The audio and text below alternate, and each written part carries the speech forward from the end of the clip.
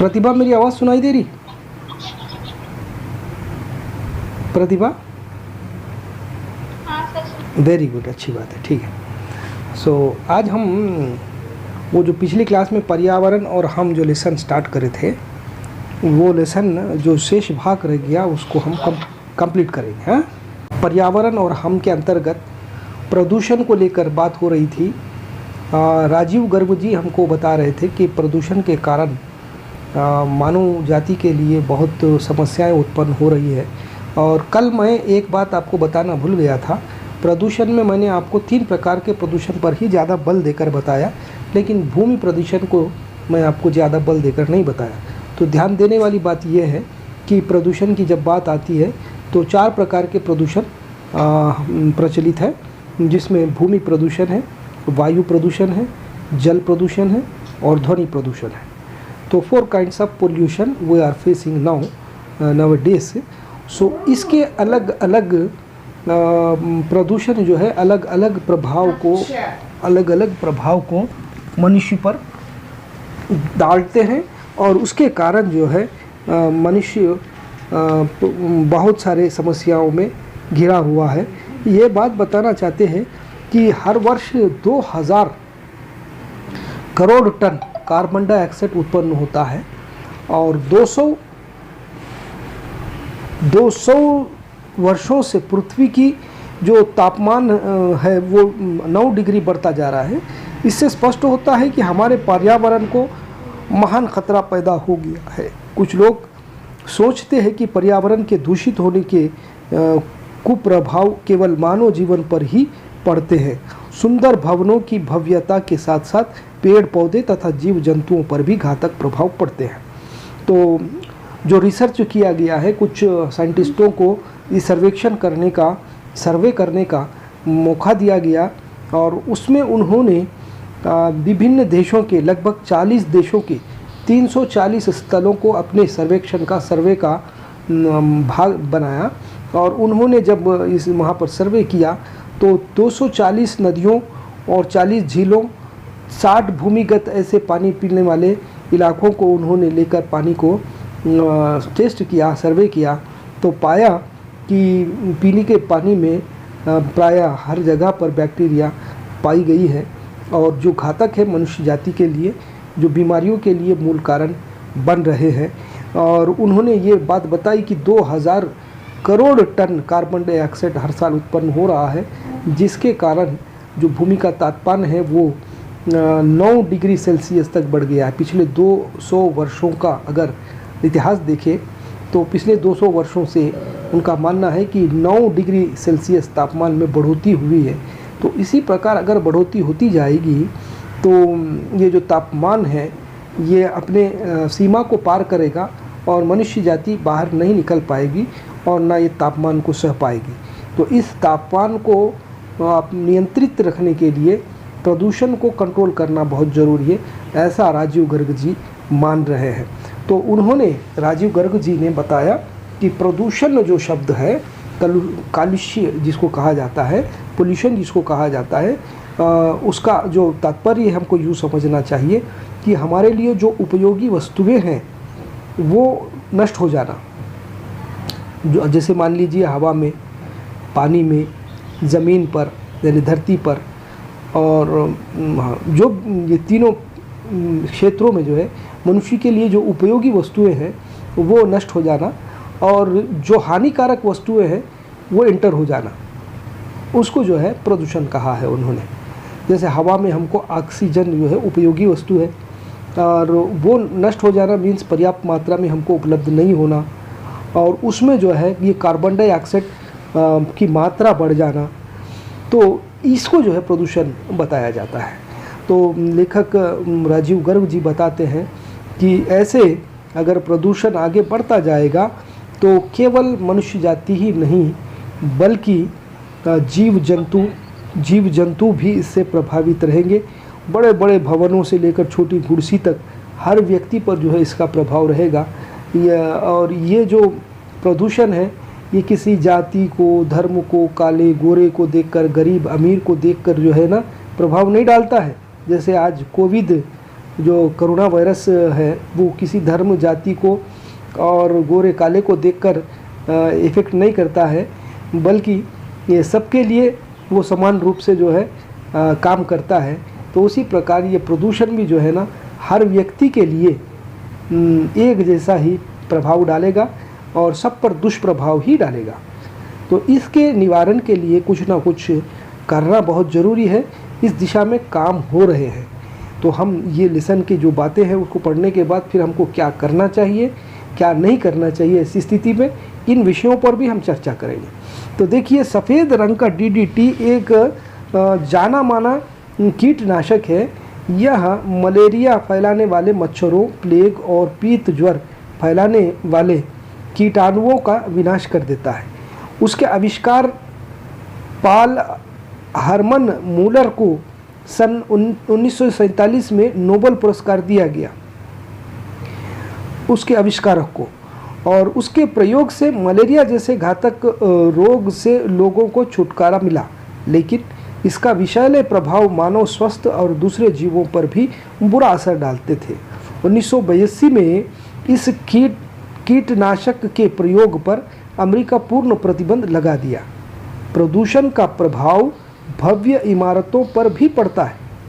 ताजमहल इसका ज्वलंत उदाहरण है। प्रदूषण का प्रभाव वायुमंडल तथा धरती के तापमान पर भी होता है। तो धुआं और धूल हम वायुमंडल में भेज रहे हैं। तो देखिए, उन्होंने एक एग्जाम्पल दिया है, एक एग्जाम्पल देते हुए बताया है कि एक वस्तु जो मानव के लिए उपयोगकारी होती है वही दूसरी ओर से हानिकारक भी होती है। DDT पाउडर जिसके आविष्कर्ता जो है मूलर है, हरमन मूलर, पाल हरमन मूलर, तो उनको 1947 में 1947 में नोबेल पुरस्कार से सम्मानित भी किया गया DDT पाउडर के बनाने पर। सो ये DDT पाउडर एक ऐसा विषैली पाउडर है जिसके द्वारा मलेरिया को फैलाने वाला जो मच्छर होता है, कीटाणु होते हैं, तो उसका नाश होता है। और कोसासर पीत ज्वर, प्लेग जैसी बीमारियों को फैलाने वाले कृमि कारक जो होते हैं, कीटाणु होते हैं, उनका विनाश करने की क्षमता DDT पाउडर में होती है। और उसको जो है स्प्रे कर आसपास के वातावरण को अच्छा शुद्ध बनाया जाता है और ये मच्छरों को रोका जाता है, मच्छरों का नियंत्रण किया जाता है, जिसके कारण ये प्लेग और बैक्टीरिया जैसी बीमारियों का पूर्ण रूप से लगभग निवारण हो चुका है। तो 1947 में इसके लिए उन्हें पुरस्कार भी दिया गया है, नोबेल पुरस्कार भी दिया गया है हरमन मूलर को। लेकिन देखिए, बात आगे चलने के बाद जब ये बात रिसर्च के दौरान ये मालूम की गई है कि DDT पाउडर घातक है और मानव जाति के लिए नुकसान भी पहुंचा सकता है, तो एक और तो उसने फ़ायदा किया, लेकिन दूसरी ओर उससे जब नुकसान का भय हुआ तो 1982 में जो है अमेरिका ने इसके प्रयोग पर प्रतिबंध लगा दिया, इसको रोक दिया, इसको इस्तेमाल करने से रोक दिया। जहाँ तहाँ पर इसका प्रयोग खुलेआम नहीं होना चाहिए, क्योंकि ये एक विषैला पदार्थ है और इस पदार्थ के कारण दूसरी बीमारियां भी उत्पन्न हो सकते हैं, यानी धरती कलुषित हो सकती है। जैसे धरती के प्रदूषण की बात हम जब कर रहे हैं तो आज हम देख रहे हैं कि धरती पर बहुत सारे ऐसे केमिकल्स का प्रयोग हो रहा है जिसके कारण धरती की जो क्या कहते हैं उपजाऊ शक्ति है, और उपजाऊ शक्ति के साथ साथ उसमें जो नेचुरल चीज़ है, प्राकृतिक तौर पे जो उसमें उसकी आभा है, उसकी शक्ति है और उसकी क्या कहते हैं खूबी है, वो समाप्त होते जा रहे हैं। तो आज हम देखते हैं कि जितने भी किसान हैं और जितना भी कृषि क्षेत्र है, और कृषि क्षेत्र में बगैर किसी पॉइजनियस दवा के कोई भी चीज़ उपज नहीं रही है ना। हम देख रहे हैं एक ज़माना था कि वो बहुत पहले की बात मैं आपको बताऊं तो 25, 30, 50 साल पहले की बात अगर आपको मैं बताऊं तो उस समय जो है ये खेती करने वाले लोग कृषि क्षेत्र में किसी भी प्रकार के विषैली दवाओं का इस्तेमाल नहीं करते थे और फर्टिलाइज़र्स का इस्तेमाल नहीं करते थे, और सारे लोग अपने नेचुरल तौर पे खाद्य को तैयार करते थे। जैसे गोबर है, बैल वगैरह, बैल गाय भैंस पालने के बाद उनका जो एक्सक्रीशन होता है वो उसे जो है वो एक जगह जमा करके, और वो जमा किया हुआ जितना भी कूड़ा करकट मलबा होता है वो किसान जो है उसे ले जाकर अपने खेत में डालता है और वो और उसके लिए एक नेचुरल तौर पे एक खाद्य पदार्थ बनता है, और वो खाद के जरिए जो है जो किसान एग्रीकल्चर करता है, कृषि करता है, तो उससे मानव जाति के लिए कोई नुकसान नहीं होता है। लेकिन हम देख रहे हैं आजकल ये बढ़ते हुए विज्ञान के कारण और साइंस के कारण नए नए फर्टिलाइज़र्स का प्रयोग हो रहा है। न केवल फर्टिलाइज़र्स बल्कि पेस्टिसाइड्स का भी इस्तेमाल हो रहा है, यानी कीटाणुओं को मारने के लिए, कीड़े कीटाणुओं को मारने के लिए, यील्ड को बढ़ाने के लिए, उपज को बढ़ाने के लिए, कल्टीवेशन को बढ़ाने के लिए जो विषैले पदार्थों का प्रयोग हो रहा है, उसके कारण खाद्य पदार्थों में भी विषैले क्या कहते हैं पदार्थ कुछ मात्रा में जमा हो रहे हैं। तो ये जो स्थिति है, ये स्थिति जो है ना भूमि का प्रदूषण कही जा सकती है, जबकि ये एक विकास है वो कृषि क्षेत्र में ज़्यादा उपजाऊ करने के लिए ये एक वैज्ञानिक तौर पे ये विकास ही माना जाता है। लेकिन इसके जो दुष्प्रभाव है वो मानव जाति पर और यहाँ तक कि पशुओं पर और मछलियों पर भी होते हैं। अब देखिए, जब कोई किसान जो है अपने खेत में कोई पॉइजनियस दवा को स्प्रे करता है तो वहाँ आसपास के तालाब की मछलियाँ भी मर जाती हैं, यानी जीव जंतुओं पर भी इसका प्रभाव हो रहा है। तो कुल मिलाकर मैं ये बताना चाहता हूँ कि भूमि भी प्रदूषित हो रही है। ये केवल जो औद्योगिकरण के द्वारा निकलने वाला मलबा और हमारा जो शहरीकरण के कारण शहरों में से निकलने वाला जो मलबा है, वो मलबा ही भूमि को घातक नहीं बना रहा है, बल्कि मनुष्य के द्वारा प्रयोग किए जाने वाले नए नए प्रकार के विषैले पदार्थ कृषि क्षेत्र में भी वो भी जो है ना भूमि को घायल कर रहे हैं। यानी भूमि उससे प्रदूषित हो रही है, और इसके तरफ ध्यान देने की आवश्यकता है, जो कि इसके तरफ ध्यान नहीं दिया जा रहा है। केवल मलबे के तरफ और भूमिगत जो प्रदूषण है उसकी बात जब करते हैं तो औद्योगिकरण के तरफ ध्यान जाता है, और क्या कहते हैं उसको प्लास्टिक की तरफ ध्यान जाता है। लेकिन ये कल्टीवेशन क्षेत्र में, ये जो कृषि क्षेत्र में ये जो पेस्टिसाइड्स का प्रयोग हो रहा है बिना रोक टोक के, उसकी तरफ किसी का ध्यान नहीं जाता है। उसकी तरफ भी ध्यान जाना बहुत ज़रूरी है। तो ये भूमिगत प्रदूषण था जिसे मैं पिछली क्लास में आपको नहीं बता पाया था। तो लेखक गर्ग जी हमको ये बता रहे हैं कि ऐसे बहुत सारे चीज़ें हैं जो मानव जाति के लिए उपयोगी अवश्य होते हैं, लेकिन विषैली होने के कारण दूसरे साइड इफेक्ट्स उत्पन्न कर देते हैं। एग्जाम्पल के तौर पर उन्होंने डीडीटी पाउडर को बताया। एक ओर से वो बैक्टीरिया को मारता है, लेकिन वो दूसरी ओर से जो है मानव जाति के लिए घातक होने के कारण 1982 में अमेरिका ने उस पर प्रतिबंध भी लगा दिया था। तो इस तरह की स्थिति जो है हम आज देख रहे हैं, इस तरह की स्थिति को हम देख रहे हैं। ताजमहल इसका ज्वलंत उदाहरण है। प्रदूषण का प्रभाव वायुमंडल तथा धरती के तापमान पर भी पड़ता है। तो प्रदूषण का जो प्रभाव होता है न केवल क्या कहते हैं मनुष्य पर होता है, बल्कि पशुओं पर भी होता है, जीव जंतुओं पर भी होता है, यहाँ तक कि ताजमहल पर भी होता है। हम देख रहे हैं कि आज हमारी हवा को जो है ना औद्योगिकरण के कारण बहुत कलुषित होता हुआ हम देख रहे हैं। धुआं भेज रहे हैं हम हवा में और धूल भी भेज रहे हैं। धूल कैसे? यातायात बहुत बढ़ गए हैं, यातायात के साधन बहुत कुछ बढ़ गए हैं। 2 व्हीलर से लेकर 4 व्हीलर तक, यहाँ तक कि आकाश में भी उड़ने वाले बहुत सारे साधन जो है आज हमको उपलब्ध है। तो आकाश से लेकर धरती तक बहुत सारे चीज़ें ऐसे ये है जो ईंधन का प्रयोग कर रहे हैं, और ईंधन का प्रयोग करके हवा में जो है धुआं को भेज रहे हैं। और जब धरती पर ऐसे यातायात के साधन चल रहे हैं 2 व्हीलर और 4 व्हीलर, तो बस, रेलगाड़ी और जो मोटर गाड़ी, बाइक्स, ये सारे जो है ना धुआं फेंक रहे हैं और हवा को जो है धुएंधार बना दे रहे हैं। तो इतना ही नहीं, बल्कि इसके अलावा जो बड़े बड़े फैक्ट्रीज हैं, कल कारखाने हैं, ये कल कारखानों से निकलने वाला जो धुआं है, ये धुआं भी पूरा हवा को कलुषित बना दे रहा है। तो इस प्रकार जब हवा कलुषित स्मोक वाली हो जाएगी तो मनुष्य जाति के लिए और पशुओं के लिए भी ये बहुत घातक हो सकती है, और ये इससे बचने के लिए कुछ प्रयास हो रहे हैं।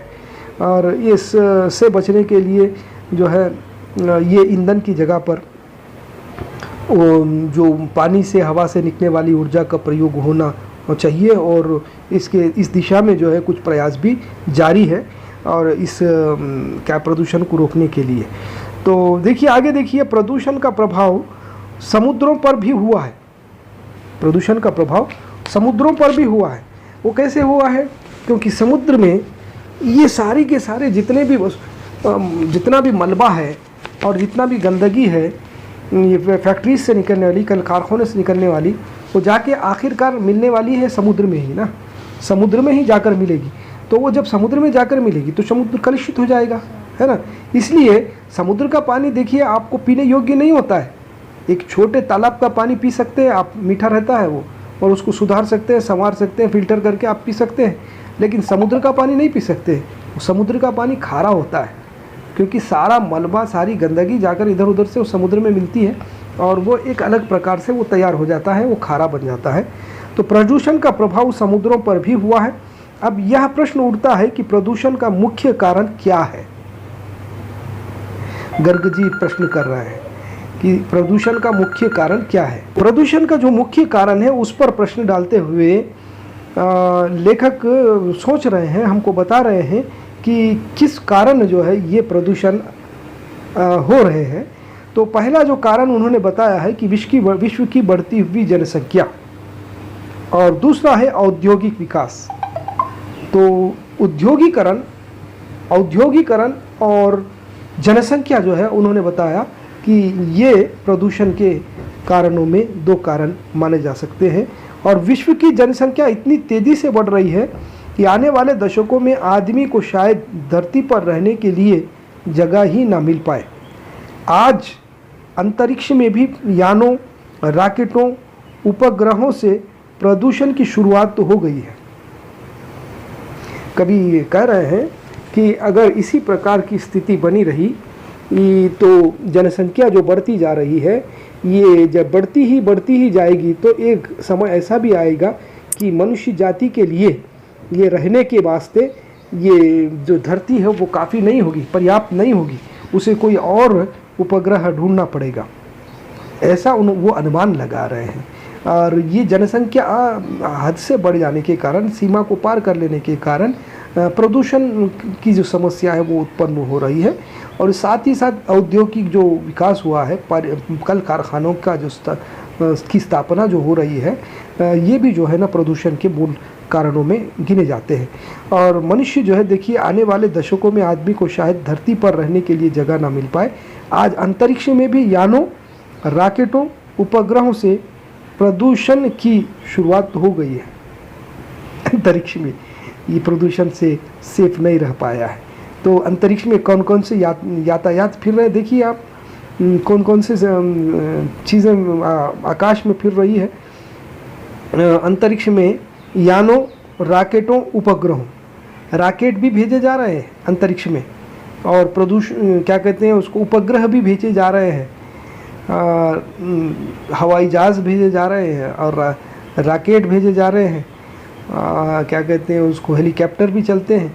तो आकाश में भी ये यातायात के सारे साधन उपलब्ध हो चुके हैं। आधुनिक काल में ये जो विज्ञान की तरक्की है, वैज्ञानिक तरक्की है, ये वैज्ञान की तरक्की के कारण ये यातायात के बहुत सारे साधन न केवल धरती पर बल्कि आकाश में भी ये उपलब्ध हो चुके हैं। और आकाश की जो गरिमा है और ये जो हवा की जो गरिमा है, आकाश में जो नेचुरल पावर है उसका, वो भी लगभग कलुषित होते जा रहा है, और वो भी जो है कलुषित हो गया है। उसके बारे में भी सोचना बहुत ज़रूरी है।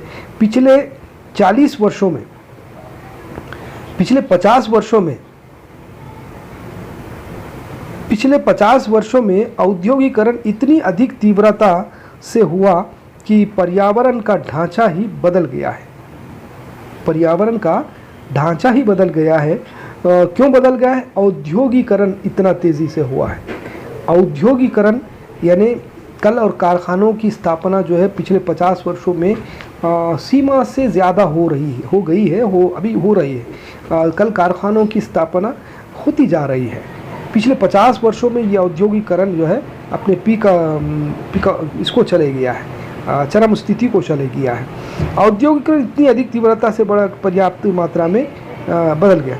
बढ़ती हुई जनसंख्या और उसकी आवश्यकताओं की पूर्ति के लिए औद्योगिक विकास ही विश्व प्रदूषण के मूल कारण हुए हैं।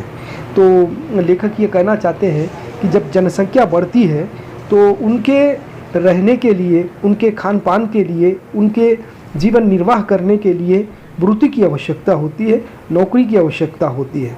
तो इसकी पूर्ति जो है औद्योगिकरण से होती है, क्योंकि जब कल कारखाने की स्थापना होगी तो उसके द्वारा जनता को जो है रोजी रोटी मिलेगी, लोगों को काम मिलेगा, और वो जब काम करेंगे तो फिर वो अपना जीवन निर्वाह कर सकते हैं। तो जनसंख्या परोक्ष रूप से भी और प्रत्यक्ष रूप से भी प्रदूषण के लिए मूल कारण बता रहे हैं गर्ग जी। और इसी बात को बताते हुए लेखक आगे कहते हैं कि पर्यावरण हम यह बताया गया है कि प्रदूषण की समस्या विश्व में सभी लोगों को जूझ न पड़ रहा है इसके कारण, और प्रदूषण पर्यावरण के लिए अभिशाप है। सबसे जो बड़ी बात है प्रदूषण की, वो पर्यावरण के लिए एक अभिशाप मानी गई है। यानी पर्यावरण इससे बर्बाद हो गया है, पर्यावरण की जो गरिमा है वो समाप्त हो गई है, पर्यावरण की जो नेचुरलिटी है, प्राकृतिक गरिमा है, वो समाप्त हो गई है ये प्रदूषण के कारण। तो पर्यावरण को संभाल कर रखना हर एक की जिम्मेदारी है, और हर एक का योगदान इस दिशा में होना चाहिए। तभी पर्यावरण को जो है हम एकदम स्वच्छ रख सकते हैं और इसके द्वारा होने वाले लाभ को हम उठा सकते हैं। तो आखिर में मैं आप लोगों से ये प्रश्न करना चाहता हूँ कि वो कौन से कदम हमको उठाने चाहिए जिसके द्वारा हम पर्यावरण को संभाल सकते हैं, और पर्यावरण को जो है उसकी गरिमा को संभाल कर उसके द्वारा होने वाले लाभों को हम पा सकते हैं। क्योंकि पर्यावरण जो है ना, वो हमको प्राणवायु देने वाली चीज़ है। प्राणवायु हमको ये पर्यावरण से ही मिलती है, और प्राणवायु अगर कलुषित हो जाएगी तो निस्संदेह हमारे प्राण को खतरा लाहक हो सकता है। इस दिशा में जो है हमको क्या करना चाहिए और कैसे परिवर्तन हमको लाना है, इसके बारे में हम ज़रा देखिए। कोई बता सकते कि हमको क्या करना है और क्या नहीं करना है इस दिशा में पर्यावरण को हम बचाने के लिए, यानी प्रदूषण से इस पर्यावरण को बचाने के लिए और प्रदूषण को, ये पर्यावरण के प्रदूषण को कम करने के लिए कैसे कैसे स्टेप्स हमको लेना है और क्या करना है और क्या नहीं करना है। कोई बता सकते हैं? एनीबॉडी? रेडमी, समीर? देखिए मैं आपको बताता हूँ, ये जो मलबा है, धरती भूमि जो पोल्यूशन है, ये प्रदूषण है, इसके लिए ये जो शहर का मलबा बाहर ले जाया जाता है और औद्योगिकरण के कारण जो फैक्ट्री से निकलने वाला मलबा जो है ले जाकर जो एक जगह फेंका जाता है, ऐसे बहुत सारे केमिकल्स उसमें होते हैं। ये केमिकल्स से जुड़ा हुआ मलबा मैं आपको कर रहा हूँ, ये नेचुरल खाद की बात नहीं कर रहा हूँ मैं। जैसे नेचुरल खाद जो है वो जीव जंतुओं से जो निकलने वाला एक्सक्रीशन, गोबर वगैरह होता है, वो एक जगह जमा करके उसको ले जाकर अपने खेत में डालते हैं और उसके द्वारा जो है उपजाऊ शक्ति ज़मीन की और भी ज़्यादा हो जाती है। ये अलग चीज़ है, वो मलबा अलग है।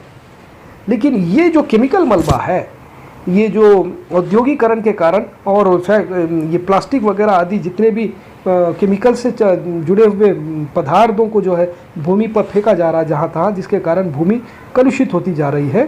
तो इसको हम कम करना बहुत ज़रूरी है। और जितने भी क्या कहते हैं वो ड्राइनेजेस है, उसको भी सही तरीके से साफ़ करना है। और घर से निकली हुई जितनी भी गंदगी, हमारे घर से भी इधर उधर जहाँ तहाँ फेंकते हैं ना, उसको भी ऐसा नहीं फेंकना चाहिए। और जो वेस्टेज है, जो नुकसान पहुँचाने वाली चीज़ें हैं, उसको जला देना चाहिए ताकि मच्छर जमा ना हो, मलेरिया मच्छर और दूसरे कीटाणु जमा ना हो। तो ये जो है भूमिगत प्रदूषण को रोकने के लिए हम अपनी तरफ से योगदान प्रस्तुत कर सकते हैं। अपना जो परिसर है, अपना जो इलाका है, वहाँ पर कोई ऐसा मलबा जमा ना हो जिसके कारण भूमि को नुकसान पहुँचता है, उसकी गरिमा को नुकसान पहुँचता है। इसके प्रति हमारा ध्यान देना बहुत ज़रूरी है, साफ़ रखना बहुत ज़रूरी है। ये एक काम हमको करना है। दूसरा काम ये है कि खुले जगहों पर शौचालय को नहीं जाना चाहिए, इसको क्या कहते हैं, उसको विसर्जन नहीं करना चाहिए खुली जगहों पर। नहीं, ये तो बात आज लगभग इरेडिकेट हो चुकी है, इसके ऊपर हम लगभग विजय पा चुके हैं कि आज खुली जगहों पर विसर्जन नहीं हो रहा है। और इस दिशा में सरकार का भी योगदान बहुत बड़ा है।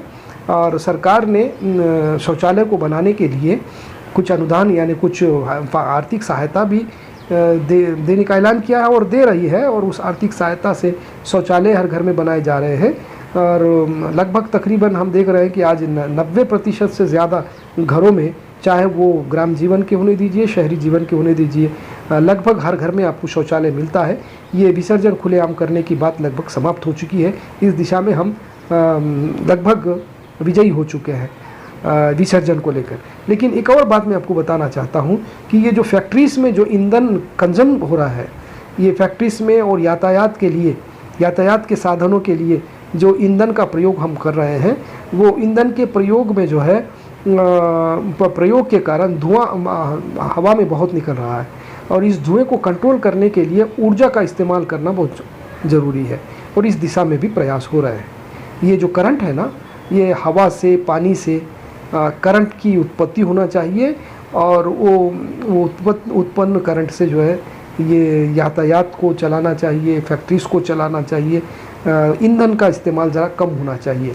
इस दिशा में भी प्रयास जारी है और इस दिशा में भी काम हो रहे हैं। और बहुत सारे ऐसे साधन हैं जो करंट से निकल रहे हैं, यहाँ तक कि बाइक वगैरह भी, कार भी जो है करंट से निकालने का प्रयास, पावर की जो है निकालने का प्रयास जारी है। तो और भी आगे जो है हमको जो करना है उसमें प्रकृति के भंडार को संभालने के लिए हमारे जो प्रयास है वो बहुत अच्छे होनी चाहिए। परंपरागत ईंधन का उपयोग हम कम करना चाहिए, उसके स्थान पर सूर्य का इस्तेमाल, हवा का इस्तेमाल और पानी का इस्तेमाल करना चाहिए। और नालियों को साफ़ करते रहना चाहिए, जो गंदी नालियां हैं, ड्राइनेजेस है, तो ये जो है हमको करने वाले काम है। वो नहीं करने वाले, विसर्जन नहीं करना चाहिए। और क्या कहते हैं उसको, परंपरागत जो ईंधन है उसका ज़्यादा इस्तेमाल नहीं करना चाहिए।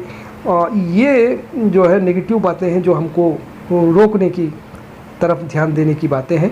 अब हमको जो करना है उसमें जो बातें हैं उसमें देखिए, हर व्यक्ति को चाहिए कि वो प्रकृति को एकदम हरी भरी रखने के लिए अपनी ओर से झाड़, पेड़, पौधे लगाए। और जो नहीं करने के कामों में एक बात आपको मैं बताना भूल गया, ठीक इसके विपरीत जितने भी जंगल है उन जंगलों को जो है पनपने देना चाहिए। और जंगलों को काटना कानूनन एक जुर्म है और जो व्यक्ति इस कानून के खिलाफ जाता है उस पर कार्रवाई होती है। और इस कार्य को देखने के लिए फॉरेस्ट डिपार्टमेंट को सौंपा गया है और फॉरेस्ट डिपार्टमेंट की जिम्मेदारी होती है कि जंगलात को जैसे कि तैसे हरे भरे रखे। तो इस दिशा में जो है हमारे जो प्रयास है वो सफल होते जा रहे हैं। जंगलात की कटवाई में भी कुछ कमी हुई है और इसको मारना, जंगल को काटना, झाड़ को काटना कानूनन एक जुर्म भी माना जाता है। तो इसके ठीक विपरीत हर एक व्यक्ति जो है अपनी ओर से पेड़ पौधे लगाना चाहिए। और धरती पर जो वन ये है, संपदा है, उसको बढ़ाना चाहिए। अगर वन संपदा पर्याप्त मात्रा में है तभी ऑक्सीजन का भंडार जमा होगा और बादल बरसेंगे, वरना केवल गरजेंगे, बरसेंगे नहीं। और जो गरजते हैं वो बरसते नहीं है। अब वो गरज कर चले जाएंगे तो फिर वर्षा कैसे होगी? और वो अगर बरसना है तो ऑक्सीजन का भंडार पर्याप्त मात्रा में होना बहुत ज़रूरी है। और पर्याप्त मात्रा में ऑक्सीजन का भंडार हमको उसी वक्त मिल सकता है जब वन संपदा धरती पर हमारी पर्याप्त मात्रा में हो। इस दिशा में हमारा प्रयास ये होना चाहिए कि हर एक व्यक्ति अपनी ओर से धरती पर कुछ ना कुछ पेड़ पौधे लगाए और वाहनों का जो धुआं है उसको कम करने के प्रयास होना चाहिए। और इसे कम करने के लिए निस्संदेह हमको ईंधन की कमी करना बहुत ज़रूरी है। इसकी जगह पर हमको इलेक्ट्रिक बाइक्स वगैरह और इलेक्ट्रिक कार्स का जो है इस्तेमाल करना चाहिए। और विषैले पदार्थ नदियों में ना बहाए। विषैले पदार्थ जैसे मैंने अभी आपको कहा था कि भूमि को विषैली बनाने के लिए जो कृषि क्षेत्र में धान और फूल फलों को जो है ज़्यादा बढ़ाने के लिए कल्टीवेशन के लिए जो विषैले पदार्थों का इस्तेमाल हो रहा है, जो पेस्टिसाइड्स का इस्तेमाल हो रहा है, उसको कम कर देना चाहिए, क्योंकि वो पानी से के ज़रिए बहता हुआ नदियों में ही जाता है और फैक्ट्रीज़ का भी जो केमिकल होता है वो भी नदियों में ही जाता है। तो ये नदियों को पवित्र रखे और नदियों के पानी को पीने योग्य रखे, इसके लिए हमको चाहिए कि विषैले पदार्थों का इस्तेमाल ना करें। और वाहनों के भीषण शोर को कम करने का भी हमें प्रयास करना चाहिए। वो पोल्यूशन, साउंड पोल्यूशन जिसको कहा जाता है, और साउंड पोल्यूशन पर भी हमें विजय पाना बहुत ज़रूरी है। ये जो वाहन है वो वाहनों में साउंड को हटाने के लिए तकनीकी तौर पर हमको प्रयास करना चाहिए। और भूमि, हवा और जल को शुद्ध रखने के लिए जैसे भी हमको प्रयास कर सकते हैं हम वो प्रयास करें, और भूमि को भी, हवा को और जल को शुद्ध रखें। और जब ये शुद्ध रहेंगे तभी जो है मानव जाति का कल्याण संभव है। अन्यथा अगले दशकों में पर्यावरण प्रदूषण के कारण बहुत सारे बीमारियां और बहुत सारे नुकसान मानव जाति को हो सकते हैं। और मैं पिछली क्लास में आपको बताया था कि ये जो वायु प्रदूषण है, वायु प्रदूषण के कारण वो जो पूरा क्या कहते हैं उसको, ओजोन जो परत है, ओजोन परत में छेद आ गई है और वो बहुत कमज़ोर हो गया, जिसके कारण तापमान जो है हमारे अनुमान के विपरीत बढ़ता जा रहा है। और एक बात आपको मैं बताना चाहता हूँ कि ये जो प्रदूषण है, प्रदूषण के कारण ऋतुएं भी अपना समय बदल देती हैं। वर्षा भी समय पर नहीं होती है। वर्षा ऋतु जब आरंभ होता है तो एक ज़माने में जो है वर्षा आरंभ हो जाती थी, लेकिन आजकल हम देख रहे हैं कि वर्षा ऋतु स्टार्ट होने के बाद भी वर्षा नहीं होती है। और क्या कहते हैं उसको, उधर से वर्षा के ऋतु ये नहीं आते हैं, वर्षा मेघ नहीं आते हैं। तो जब वर्षा नहीं होना चाहिए फिर उस वक्त वर्षा होती है। ये ऋतुएं भी अपना समय बदल देती हैं। इसका मूल कारण जो है ये वातावरण प्रदूषण ही है, ये पर्यावरण प्रदूषण ही है। और प्रदूषण के कारण ही ये अनावृष्टि भी होती है, अल्पवृष्टि भी होती है। और कभी कभी ज़्यादा बारिश हो जाती है जिसके कारण जो कृषि क्षेत्र है वो बर्बाद हो जाता है। बहुत सारी अनाज संपदा जो है बहकर चली जाती है। और कभी कभी अल्पवृष्टि हो जाती है तो बारिश ही नहीं होती और कृषि क्षेत्र वैसे भी बर्बाद हो जाता है।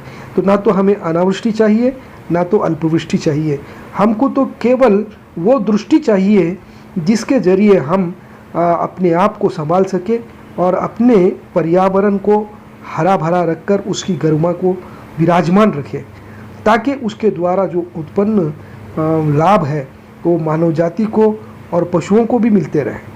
अब आज के ये साइंस के युग में विज्ञान की तरक्की के कारण नए नए मिशनरियों का प्रयोग हो रहा है और नए नए ईंधनों का प्रयोग हो रहा है, नए नए केमिकल्स का प्रयोग हो रहा है। इसके द्वारा एक और तो लाभ ज़रूर होता है, लेकिन इससे जो हानि हो रही है वो हानि ही ये प्रदूषण है। इसके प्रति बहुत सारे लोग, हर देश जो है इसके प्रति, वर्ल्ड हेल्थ ऑर्गेनाइजेशन WHO भी इसके प्रति ध्यान दे रहा है और सजग कर रहा है। और इस दिशा में हर देश अपनी ओर से कुछ ना कुछ प्रयास कर रहा है। और इस प्रयास में हर नागरिक की जिम्मेदारी होती है कि हर नागरिक अपनी ओर से ये प्रदूषण को रोकने में प्रयास करे, अपना योगदान प्रस्तुत करे। तभी जो है ये पर्यावरण प्रदूषण को हम संपूर्ण रूप से एराडिकेट कर सकते हैं, इसका निवारण कर सकते हैं।